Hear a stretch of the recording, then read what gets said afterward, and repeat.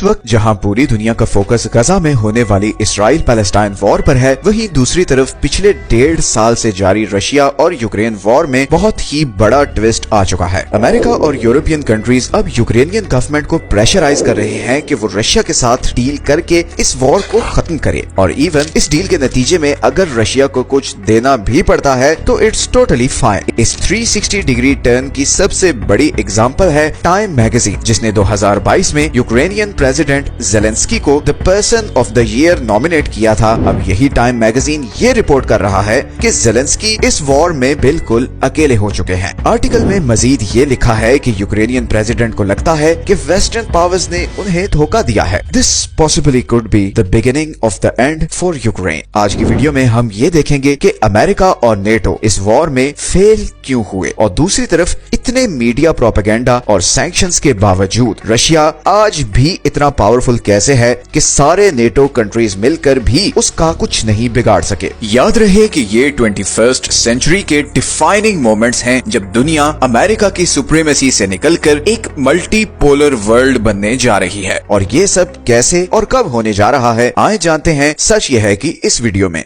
24 फरवरी 2022 की सुबह रशिया ने 2 लाख फौजियों और कई 100 टैंक्स के साथ इन 3 साइड से यूक्रेन पर अटैक कर दिया। उनका गोल ये था कि जल्द से जल्द यूक्रेनियन कैपिटल कीव तक पहुंचकर उस पर कब्जा किया जाए। जवाब में यूक्रेन ने वेस्ट से मिलने वाले हथियारों के साथ कई महीने इस रशियन अटैक को रेजिस्ट किया, मगर आज करीबन 1.5 साल बाद रशिया इन सारे हाईलाइटेड एरियाज को अपने कंट्रोल में ले चुका है। हालांकि पिछले 1.5 साल से अमेरिका और European countries billions of dollars के वेपन्स यूक्रेन को सप्लाई कर चुके हैं। वेस्टर्न मीडिया भी पिछले 1.5 साल से सबको कन्विंस कर रहा है कि यूक्रेन वॉर जीत रहा है, रशिया की इकोनॉमी बर्बाद हो रही है, पुतिन की गवर्नमेंट खत्म होने वाली है। मगर ये सब बातें रियलिटी से बहुत दूर हैं। सबसे पहले तो वेस्टर्न मीडिया का ये क्लेम कि सैंक्शंस के बाद रशियन इकोनॉमी कोलैप्स कर रही है बिल्कुल भी सच नहीं, बिकॉज तकरीबन 100 कंट्रीज ने रशिया के खिलाफ वेस्टर्न सैंक्शंस को एक्सेप्ट नहीं किया। इवन दुनिया की बड़ी इकोनॉमीज जैसे कि चाइना, इंडिया, मैक्सिको,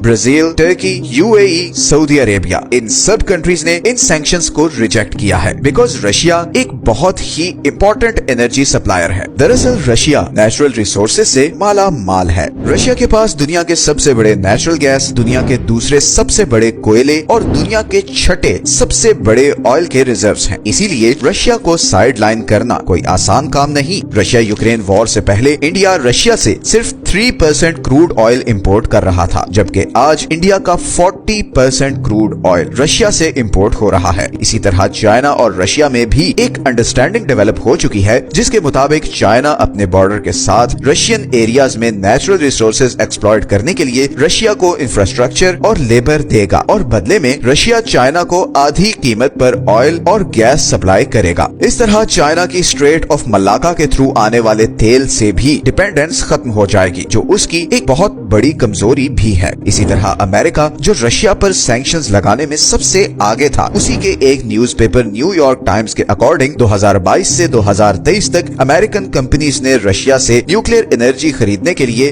$1 बिलियन की पेमेंट की है। इसी तरह वेस्टर्न कंट्रीज की सैंक्शंस के बाद रशिया का सारा ट्रेड नॉन वेस्टर्न कंट्रीज के साथ शिफ्ट हो गया है। सेंट्रल एशियन कंट्रीज जैसे कि किर्गिस्तान, आर्मेनिया और जॉर्जिया मिडलमैन के तौर पर काम कर रहे हैं। यूरोप का सारा माल इन कंट्रीज में आता है और रशिया इनसे